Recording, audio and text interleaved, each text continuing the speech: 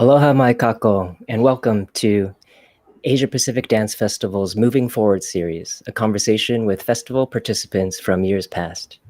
We will be hosting a different participant each month through October, and we hope to see you back for all of our broadcasts. Sponsors for this series include the Hawaii State Foundation on Culture and the Arts, the National Endowment for the Arts, and the Friends of the Asia Pacific Dance Festival. Now I would like to introduce this evening's host, Michael Pilipang. Michael is Kumu Hula of Hula Kauanoe. His Hula was a resident artistic group in the 2019 Asia Pacific Dance Festival. Aloha, Michael. Aloha, Eric. Thank you for letting me be a part of this exciting event. And, I'm even more excited because I get to discuss this artistic endeavors with Maelia Loebenstein, Carter, and fabulous artist, fabulous choreographer, Miss Aloha Hula, you name it. Recently, she's been a judge at Mary Monarch, so I'm really excited to be here with her. Just all our excitement to be a part of this event is really wonderful. I was there in 2019, and Maelia was there in 2017. And so, Maelia, tell us about your experience with the Asia Pacific Dance Festival. Aloha, everyone, and mahalo for having me back. I feel so excited to be an alumni and to be a part of this prestigious event. What I liked about the festival was that it encouraged me as a Kumu to stay rooted in my tradition and yet be a little exploratory and creative in what I presented, and to also encourage my haumana to have my students to have input. And normally in a halau or a hula school hierarchy, the teacher does not care what the students think and what their input is. And so it was a really collaborative effort, and I felt that it gave us the opportunity to represent my grandmother and my family and the traditions that we come from, but to also kind of see how we can keep that tradition moving forward into the future without making it not look like hula. So it was fun. I think that's the whole idea of the Asia Pacific Dance Festival, was trying to give opportunities for artists to come together and share. During your time, I can't really recall the other two artists that performed with you. We had Tonga and the South Koreans, and they were just amazing. And my students were so enamored with them, and to be exposed, as dancers, sometimes, especially here in Hawaii, because we're in hula, we only see hula. And to appreciate all the different dance forms and to interact with the representatives from each contingency was a really great opportunity for them. And how was the experience with you teaching these did the Tongans or the Korean people join you in classes? They did, yes. And it was challenging because everybody is a dancer, and so dancers, we don't have to worry about rhythm, we don't have to worry about passion, but definitely technique is different, and there was some language barriers. But I think what's so beautiful is that dance transcends all of that. And so the way we teach culturally, right, is watch first and then watch what my hands do, what my body does. Don't ask questions, just watch and then do what I do.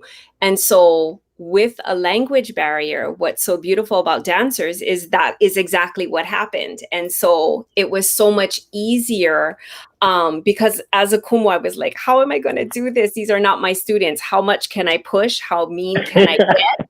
How much discipline can I enforce? So all of those things come into play, but they were so respectful. They were so eager to learn. And then just the regular the dance students that were participating, to see everybody come together and interact, it was just a really great experience. Great. I found that sometimes when we're teaching it, we test our own selves, on how much can I communicate as a teacher, dancer. But did you find that you were looking at your approach was a little different sometimes than like the Korean modern dances or their traditional form, when you're approaching a dance? Yes, it was. Because I think for me, my students know me. They know all my idiosyncrasies. They know my facial expressions. They know when I breathe a certain way, what is happening. And so to be able to now to help others learn and learn me as well, if that makes sense, because I watched how, like, especially the Koreans, right, they were so fun loving, like they were so disciplined, but they didn't have to tell their students. I never saw them give a whole lot of direction. It was like everybody knew what they needed to do. And I find that that's the same way that we are as poe hula, as hula practitioners, is like our haumana know a certain way, and by example of what the kumu sets, the dancers then have their direction, and then everything else falls into place. And so that was a really beautiful thing, because I watched them and I was just like, oh, see, they teach the same way that I do. And so it all works. I'm like, they just stand, they look, they have a certain stance and a certain approach, and the dancers just know what they're supposed to do. And so it really was an awesome experience. And then when we got to do the collaborative finale, that just, I was told, just let it happen organically. And I'm like, what does that mean? Because as a kumu, it's like, we know in our hula protocol, what is our opening, what is our closing. We know how it's all going to happen. And to see us all just come together and come together on that finale, like, through the power of sound and through the power of rhythm, and what our traditional beats and sounds and instruments were, and how they all kind of have a similarity, and how we brought that all together, and all of our dancers were able to dance together without any practice. I thought that was amazing. Yeah, I thought that was really cool too. When we did ours, we were doing the show, the final show, I didn't realize that they were watching us the whole time. Right. The groups. And so when they got on stage, they could do exactly what we were doing, because they had basic movements from the class I taught. So it was very interesting. It was great experience at this Asia Pacific Dance Festival. Yeah. What I would love to do now is, maybe what we should do is continue look at some of the videos, to describe what you've done, some clips from the performance of 2017, and your participation. Sure.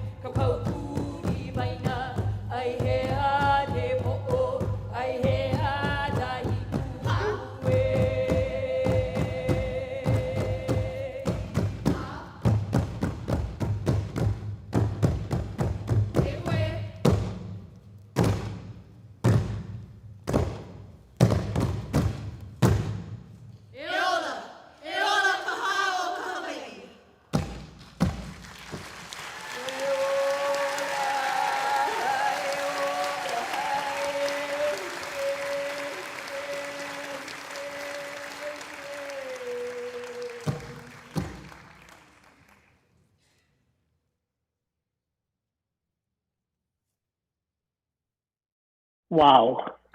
Wow, Maelia, that was fabulous. Oh, Um, thank you, Malo. I'm so sorry. We should have. I should have asked you to talk a little bit about it so people had some idea of what they were doing on this fabulous opening. So why don't you tell us about this Kamali'i Okapo?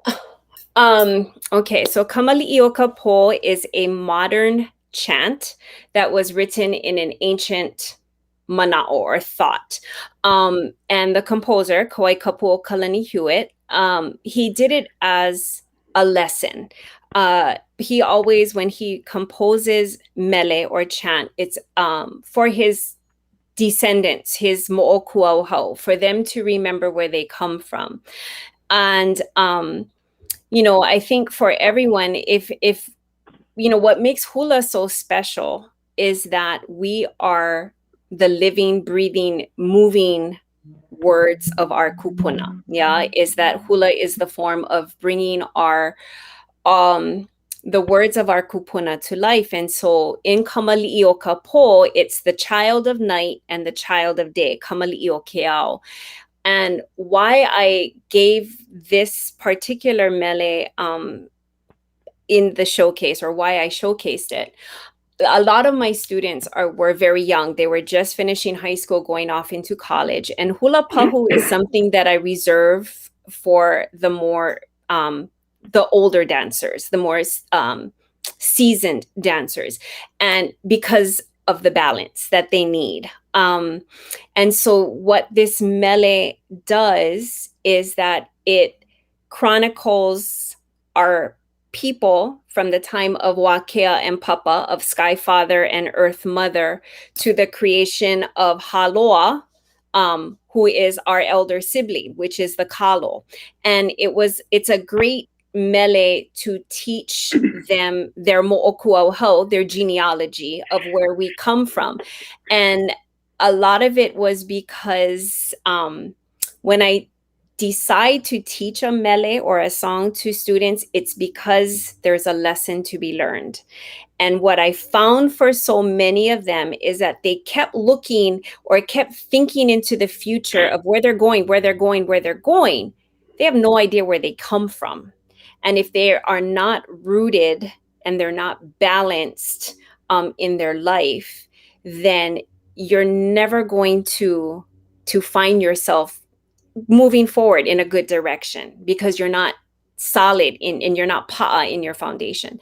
So this mele basically chronicles our a lot of our olelo no eau, our words of wisdom that our kupuna teach us, right? Are you the po'o or are you the hi'u? Are you the head or are you the tail? Or you're in the center. So it's kind of like knowing where your past, your present, your future is, but you have to know who you are and where you come from. And so bringing that all together in a hula pahu, which of course is our most sacred form of dance, or my students say, oh, we're learning the serious dance today.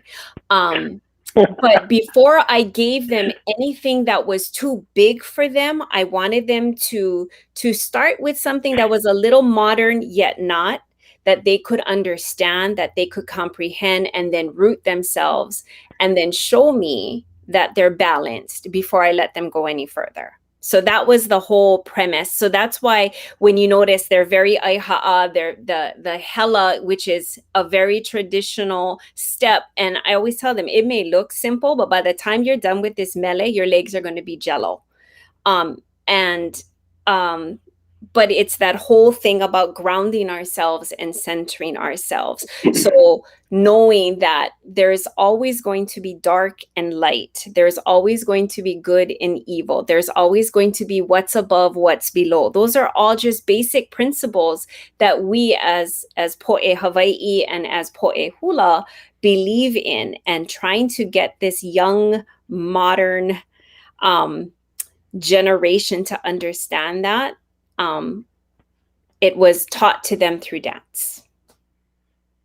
I think that's what some people don't understand, that, as Kumu hulas, we not only teach dance, but, we see these kids grow up. Right.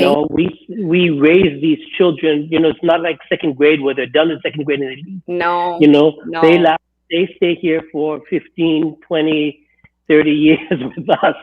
Some of them more. Some of them are my grandmother's students. Yes, I'm on. Oh, see, Yeah. I'm on children already. You know, so right. But I love the idea that you bring that to the table for the children, and you bring this thought that you have that you're sharing with us on this particular dance. You know, it's fabulous to know that what we see visually is beautiful on stage, but what is being enriched in the child and the dancer is way beyond the stage. You know, so mahalo for all of that. You know, I think what I'd like to see is the next clipping, because we went from very traditional your hula pahu into now we're going to do a hula awana. So, you know, you know, if you want to set up our hula awana for us, what we're going to see in this next clip. I think it's Kaimuki Hula. Are we doing the mele ho'ala moku? Oh, Kaimuki Hula. Okay. Yeah, Kaimuki Hula. So Kaimuki Hula. Okay, so I'm a Kaimuki girl, born and raised, and this is, you know, I always loved this song growing up, and it wasn't until I was older and in college that my grandmother actually let me dance it, because that's another thing in hula that people don't understand. Just because there's a song that's written doesn't mean it's meant for a hula.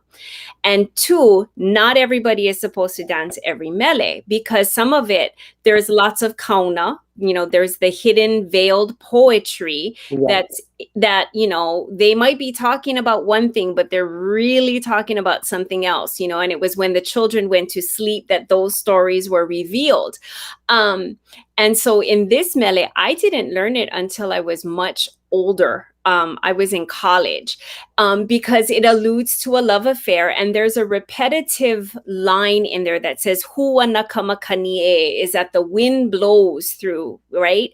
But what it really is alluding to is that there was some juicy tidbits going on in Kaimuki, and there was this little love affair going on, and these were all of the little chirping birds, gossipers that were blowing with the wind as the news was traveling, you know, what we call the coconut wireless.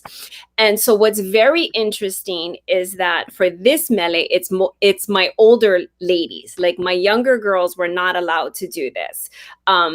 And, you know, I'm trusting that everybody here is adult, but my grandmother always used to say, unless I know you have ike, you have that knowledge, you don't get to learn that song. And so when I look at my girls, some of them that performed in that first mele were just, I think I had 6 that were graduating from college, high school that year and going off to college. And so I was like, yeah, no, even though you might be old enough, you haven't lived enough to dance this song. So it was my older girls that were dancing it. So what they tried to do, and I did give them a little bit of license and freedom in this mele, was that they tried to move as the wind. You know, they tried to simulate the movement through their choreography. And so, you know, it talks about, it's a very modern mele, you know, it talks about the ringing of the phone and the little juicy tidbits that come when the phone, you know, those little party lines used to be going on back in the day. And so it really is a fun song. It's a fun love song. Let's watch this. Kaimuki Hula.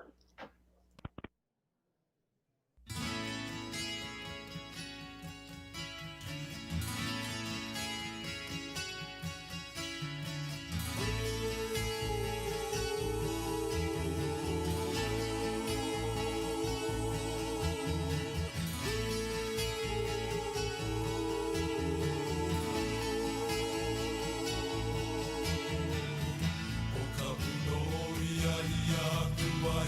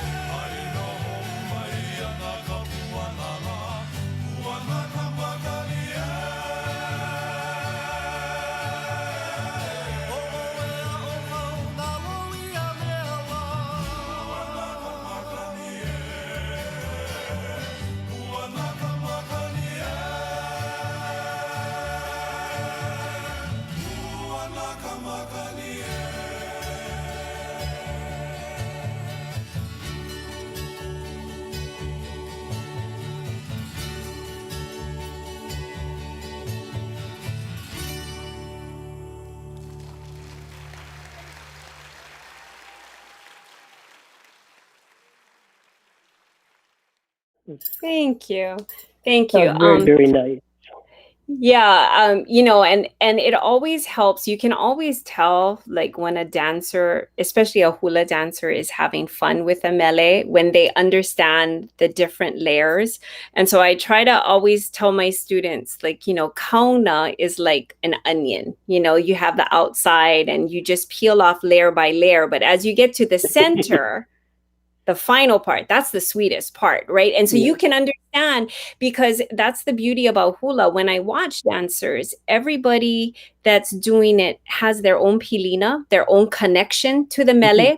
So I shouldn't see robot or exact same expression per se, because everybody has their own nuance, their own experiences in life, and their own relationships that they can relate to that particular song. So I always love watching dancers as they present hula, because then I can be like, okay, I can see where you are in life's journey. So I shouldn't, my grandmother used to always say the 13-year-old should not look exactly like the 26-year-old, should not look like the 38-year-old, should not look like the 40 or the 50. Everybody brings their own emotion and experience to the hula. And so unlike other dances where everybody is in sync, expression wise, for hula, the expression is from the na'o, is from the center, right? And it's based on what you understand. So correct. I love that. I just love that too, the way you're expressing it and telling us. I remember being in hula where I think, as your Mikey would say, kids, go sit outside on the porch. And then she would close the door and they would discuss what was going on in the kauna of the mele. And you'd hear the ladies laughing and laughing. And we always wondered what was going on there. Right. And it wasn't your time to know, No, it wasn't our time to, right, exactly. Now, is that particular dance your choreography or grandma's? That was a combination of both of ours. So I had learned it from her, but it was just, she's like, here, just do this. And so when I had to translate it into a group, because we did it for Mary Monarch, I had to clean it up, because what I could do as a soloist was a little different than in translating it to a whole bunch of dancers.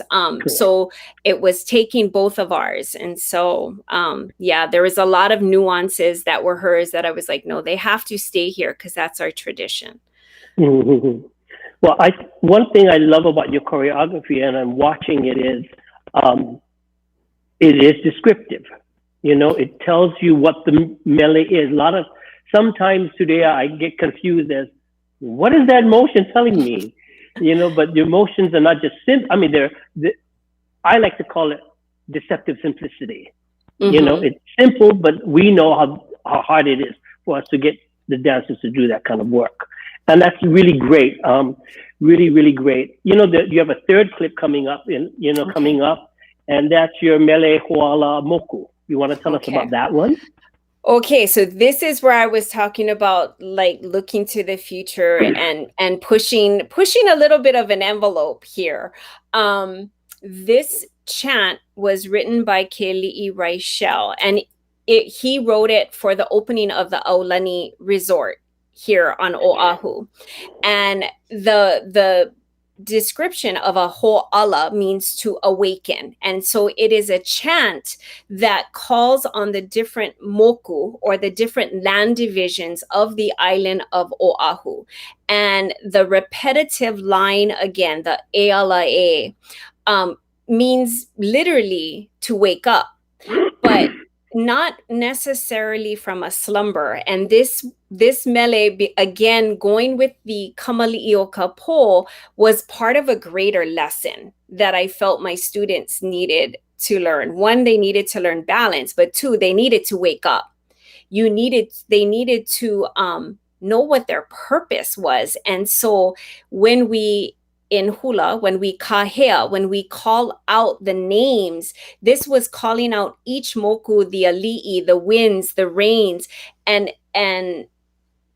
making the whole island come together, right? It's that even though we have our individual areas, and this is like us in humanity, it's that we are all individuals, but we have one resonating call. And looking at what we've just gone through this past year, it resonates even more, because it was a call for unification, to wake up, to take care of your land, and that you have to be awake inside to be balanced, to know where you're going. And if you don't understand that the land you're living on is living and breathing, these are the same rocks, the same woods, the same winds and rains that have been here for centuries, and for centuries of our ancestors, they are here, a part of this living, breathing earth. If you don't recognize them, if you don't acknowledge them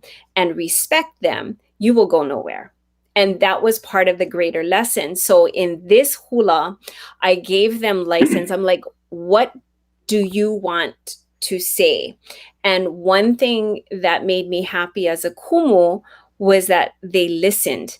Because my grandmother used to always say, I tell them, the power of sound is the greatest thing in the universe. When you emit a sound, make sure it has a positive vibration, not to add negativity into this world. And so they wanted to incorporate that. So they started with the ipu, which of course in hula with the pahu is our foundation. Without the pahu and the ipu, we have nothing. You know, awana is so far down the road, but that steady beat that centers us as dancers that we hear, that kahela beat, they wanted to incorporate that. And then the la'au, because we are our kumu. We are branches of our kumu. That is the saying, the olelo no e'el, right? Is that the branches are reflections and they are strong because of their kumu, because of their tree.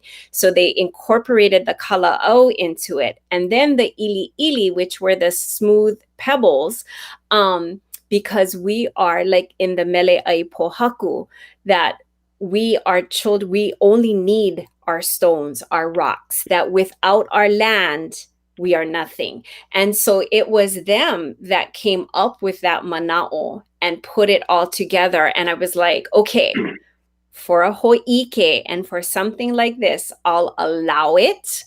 It will never leave Kennedy Theater. It was like, you know, I'm like, if your Kumu were watching it, she would probably have given me a phone call and been like, Maelia, you know, because normally, right, when we do implements, it's one at a time. It's not all together. But what they were trying to do was to try to unify and raise the kahea, to raise the call to awareness through the power of sound using traditional hula implements. So for that, I allowed it. And so really when it says I was the choreographer, it was really my students that did it. And I gave it my thumbs up for just that performance. Well, let's take a look at this. Yeah. Okay. Mele ho'ala moku.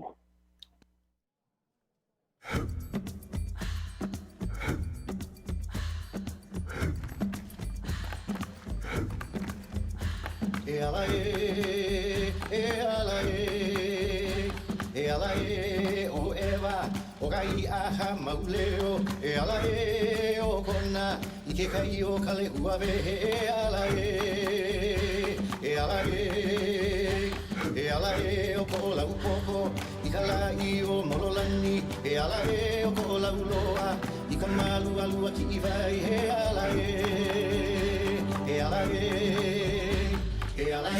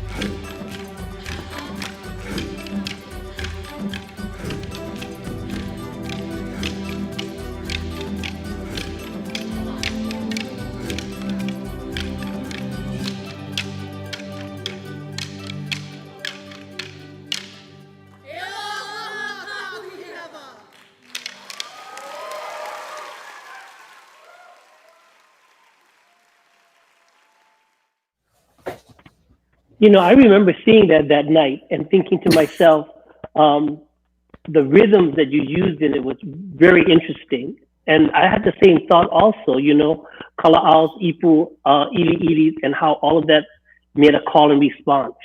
I thought it was very cool. Yeah, thank you. I thought it was cool then, but I also understand, that as hula practitioners, we also know where the lines are. And so I thought that it was a great message and a great way of looking forward. And knowing time and place is really important, I think, in hula. And so for us, it was the backstory and the learning experience for them that I really appreciated this mele.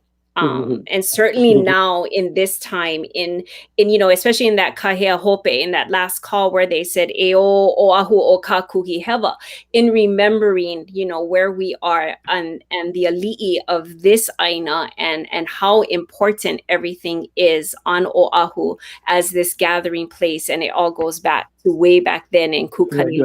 Right. Great lessons for them. Yeah, I also think that year the theme was ho'ala, to arise, to awaken. Right. Yeah. So playing with that theme was really interesting. And I have a question. Now, would you consider that hula kahiko or hula awana? Oh gosh, definitely not. It would be such an awana. I wouldn't even classify that as a kahiko. And that's why I was like, oh my gosh, if this gets out, it's like I need everybody to realize that it was being creative. But this is what the Asia Pacific Dance Festival was all about. Bringing you together so that you can experiment and you can test your boundaries.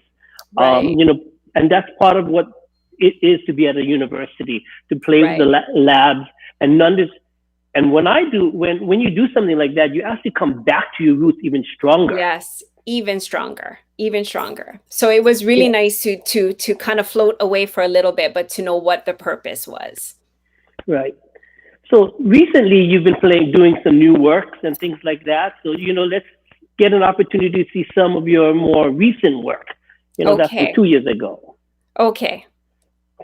So you want to introduce what you're going to be sharing with you this next piece that, again, I guess Frank Hewitt also did this one? Yes, he did. So this, I believe, is the Ike Kupuna that we did. And so what I try to do, especially in this time of uncertainty, is to have our students reconnect. And the whole thing about Ike Kupuna is to look to our ancestors, to look to our elders for answers. Because sometimes I find that our younger students with social media, the internet, it's like they're getting false sense of security. And especially for us, for my kids, whether they have Hawaiian blood or not, I'm like, if you're a keiki of this land, if you're keiki o ka aina, you know better. And before I send you off into the world, I need to make sure that you have a firm foundation. And so turning to our elders and knowing that a lot of the answers we're looking for in our lives, our kupuna already told us about it. And so I believe that this particular lecture came into play because there was a lot of things going on Facebook, on Instagram, and parents were contacting me. And I was like, okay, we're just going to nip this in the bud. Parents tend to turn to Kumu hula when their children are floating away or feeling lost. And so it was my kuleana, my responsibility to kind of recenter them. And so I usually call in the big guns because my grandmother's not here. And I'm not a kupuna yet. I refuse. I don't want to cross that threshold yet.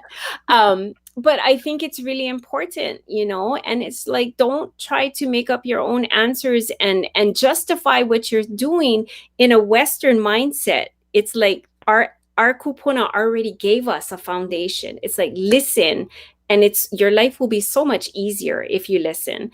And so again, talking about balance, but talking about the ha and the breath, knowing who we are as Hawaiʻi, that we are the breath, we are water, we are the air, all of the elements, right? That we are just in the name of our place.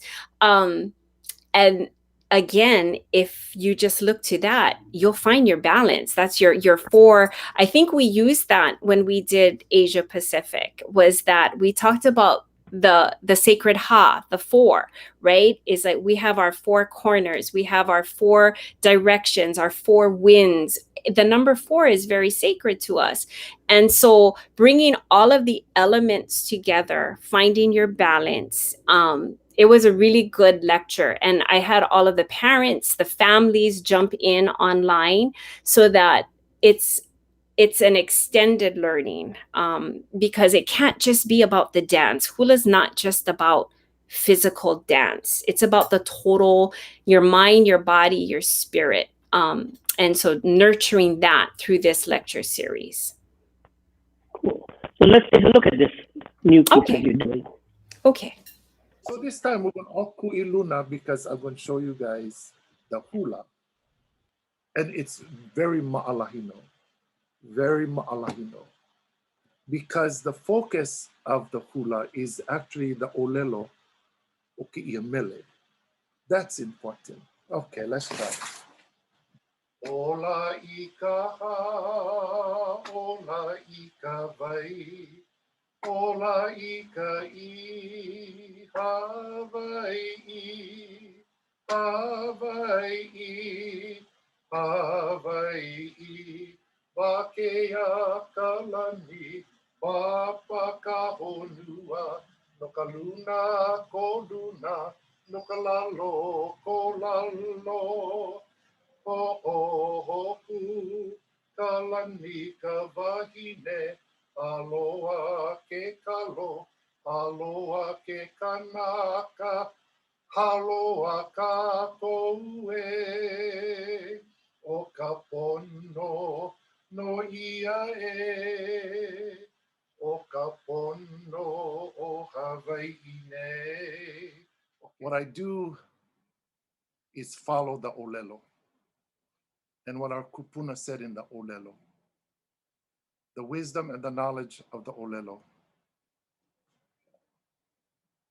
the pilina o ka olelo, to all things, the mana of the olelo, and the covenant of the language.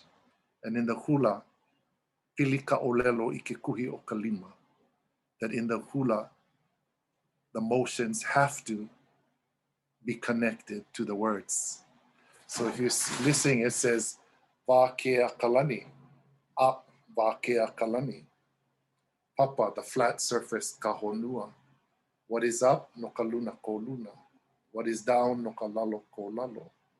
Ho'ohoku, the combination of Papa and Vakea.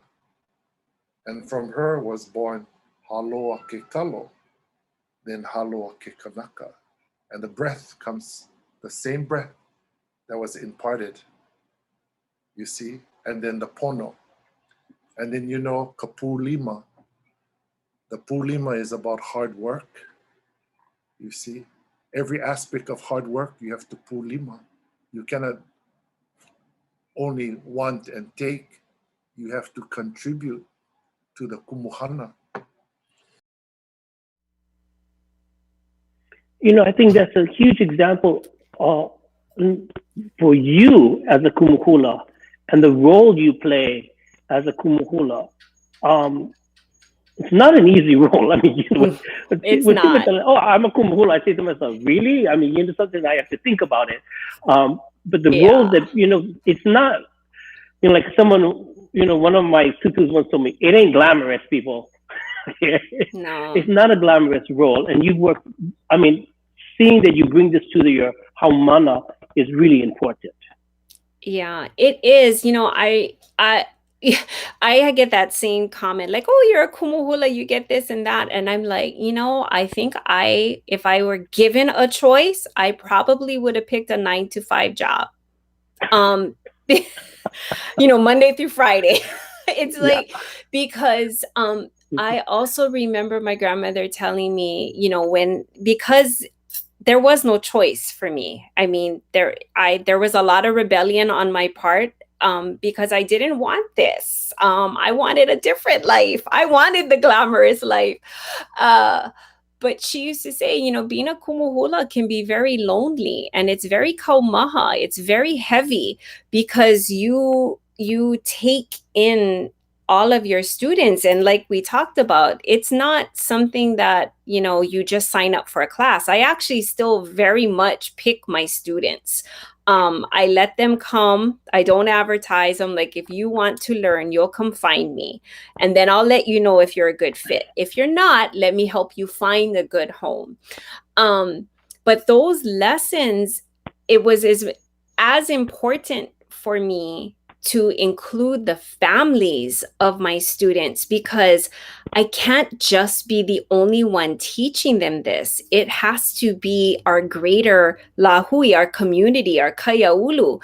And in this time, what kind of sparked it is, we talk a lot about entitlement, and I can see it in some of my students, where they think there's always an excuse, or my mom didn't do this, or my dad forgot. I'm like, no, they're not my students. You are, this is your kuleana. You want to be here, because if you don't want to be here, then you need to say something, because I'm not going to drag you to the water and force you to drink it. As a kumuhula, that's not my job. My job is to pass on the ike kupuna, what's been given to me, so that hopefully it enriches their lives. It's not just about physical dance. It's about developing the whole person, and hopefully developing responsible human beings. That is the biggest task. And that's where the kaumaha, the heaviness, comes in, I think, as kumuhula. Is that we nurture these seedlings until they are a strong part of our tree, that they can be their own branches and hopefully continue to ho'oulu, to grow and inspire others. That is our job. And I think the dance part is just a minuscule part of it. Right. And that's also the fun part, to watch them grow. Exactly. Yeah. It really is. Mm-hmm. So. I totally understand. My hair wouldn't be so white if I wasn't doing Mine is all underneath. I covered mine in the back. Well, on the lighter side, we do have some really fabulous moments, and dances that we enjoy tremendously. Totally. And, the next dance that you guys are going to do, Mailohi Mai Oi, is one of my favorites, my favorite. I always knew this as Midnight Hula. Yes. I was told this was called Midnight Hula because Lady Shoning, Uncle K, Kauanoe Lake's mom, would get up and dance, and Auntie Mikey would tell us, everybody go home. Right. All the Children kids would go home. Children leave. So it was called Midnight Hula. Oh, Midnight Hula starting, everybody go home. Yeah. And Tutu would get up. Lady Shoning would get up, Auntie Sissy, and do her thing. So yes. Take a look at this particular dance. Okay. Mailohi Mai Oi.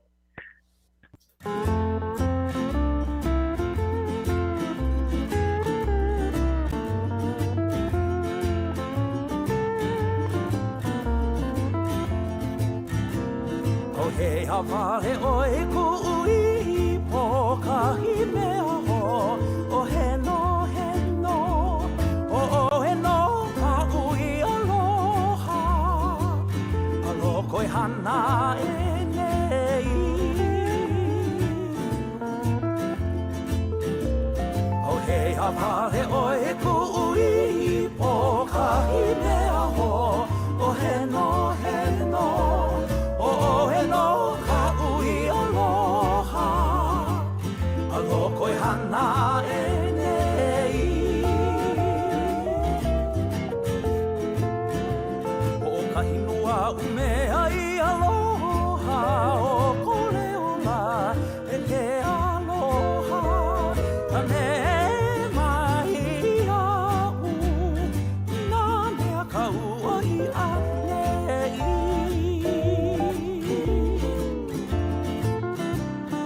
Ka hinua umea I aloha. O ko leola e ke aloha. Ka me mai au. Nā mea ka ua I a nei.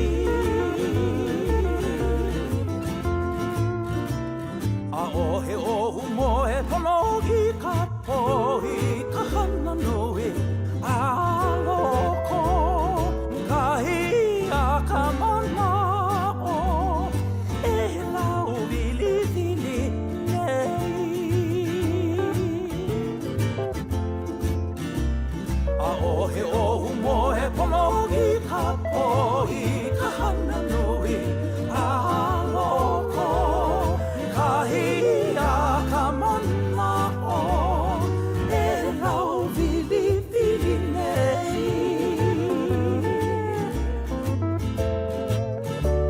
haina ia mai ka puana ka himea o he no o he no ka ui aloha aloko I hana e nei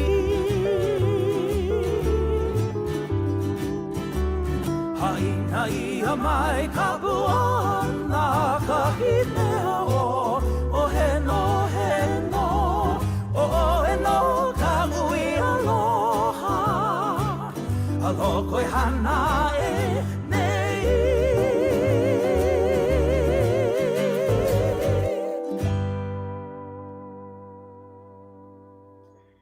Well, like I said, it's one of my favorite songs, and to watch people that dance it just brings back so much great ideas and memories. Thank you.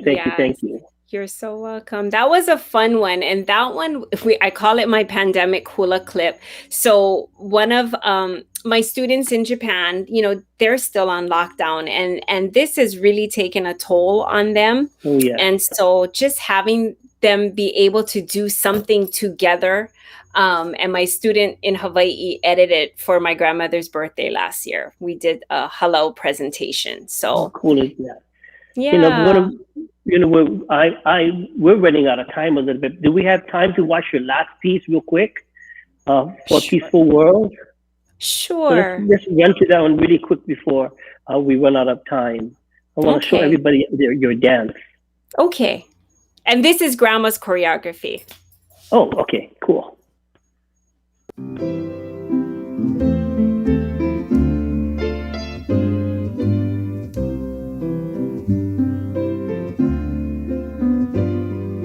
Listen to a voice and you hear a prayer. Listen to a heart and you find a soul. Listen to a sound and you hear a song. All this for a beautiful world. Let us lift the voice to offer a prayer. Let us soothe the heart and strengthen the soul. Let us blend the sounds into lovely songs.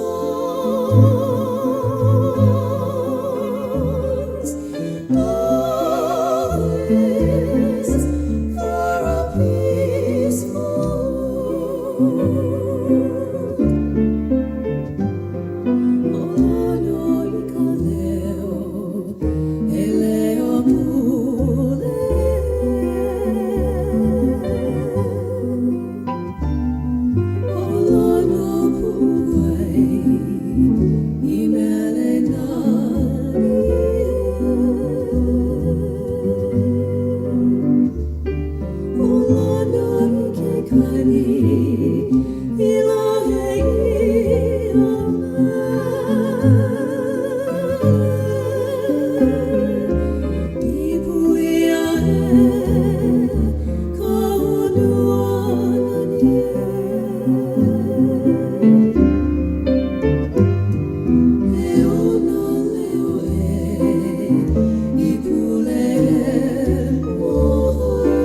Oh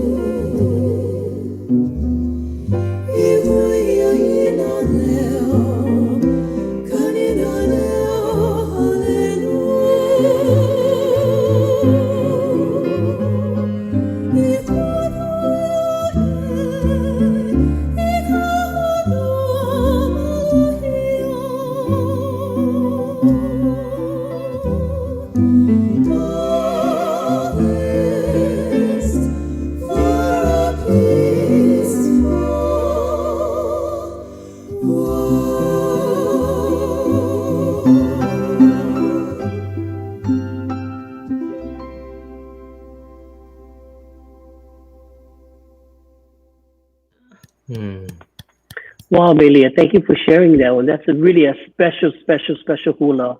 Yeah, And, that one is. And like you said, it's perfect timing during this COVID time. I think so. And I think that's what's so beautiful about hula, about dance, is that it just heals the heart in so many ways, and it touches people in so many ways that it helped us get through a really tough time, I think, for everybody. And so it was really great to be able to share that. I think you shared with us so much about the heart, the soul of hula, who you are as a Kumu hula, and what you do. So I personally am very grateful for that. Thank you very much for all of that inspiration that you do. And like you said, sometimes as Kumu hulas, you're beating your head against the wall, and you need to hear that from a fellow Kumu hula. So thank Mahalo. It helps. Thank you. Yes, thank you. Eric's back here, everybody. And we want to thank him and Tim for working diligently all these years to put this Asia Pacific Dance Festival together. We look forward to so many more of the events and sharing with other cultures, and mainly being able to enrich our own people here. So, Eric, I'm turning this over to you. Again, Maelia, thank you for allowing me to share this moment with you. And thank you. Eric, all yours. Thank you, Michael. And I have to thank Michael, you for helping us so much with the planning of so many of these wonderful festivals. Maelia, I especially enjoyed watching these dance videos from your students, around the world. Such a wonderful thing, and a silver lining in this pandemic moment. Yes. And mahalo to your haumana, the amazing tech people who are able to edit that together. Yes, thank you. Yes. And especially what you said, Maelia, resonated with me, how as a Kumu hula, you're teaching not just dance, but teaching the total person and teaching your students to be the best people that they can be out in the world. And we hear that so much from teachers around the world in the performing arts, because culture doesn't exist in a vacuum. This is so much a part of life and living. So thank you for sharing that. And so mahalo nui loa to Kumu Maelia and Kumu Michael for a wonderful talk story and showcase filled with beautiful insights into the art of hula. It's been a pleasure having you with us. Please note, on August 27th, our program will feature Paul Morales, who was artistic director of Ballet Philippines during their festival residency in 2015. We invite you to join us then. Mahalo again to our sponsors, the Hawaiʻi State Foundation on Culture and the Arts, National Endowment for the Arts, and the Friends of the Asia Pacific Dance Festival. Thank you all for attending. Aloha. Aloha. Mahalo Aloha. nui. Mahalo.